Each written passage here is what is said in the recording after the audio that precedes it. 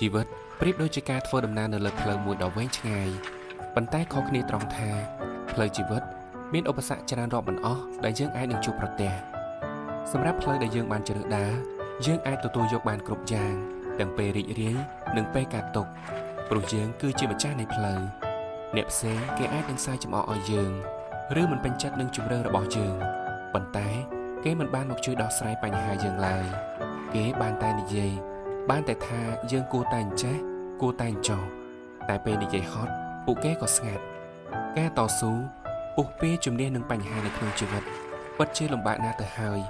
ដូច្នេះកុំយកសម្ដីមិនល្អរបស់អ្នកដទៃមកទុកដាក់ក្នុងចិត្តច្រើនពេកព្រោះវានឹងកាន់តែធ្វើឲ្យយើងអស់កម្លាំងចិត្តក្នុងការប្រឹងប្រែងបន្តទៅមុខទៀតព្រោះមកដល់វ័យប៉ុណ្ណេះក៏ល្មមឲ្យយើងចេះបដិសេធអ្វីដែលមិនល្អហើយយល់ព្រមទទួលយកតែអ្វីដែលល្អនិងស័ក្តិសមឲ្យយើងទទួលយកតែប៉ុណ្ណោះ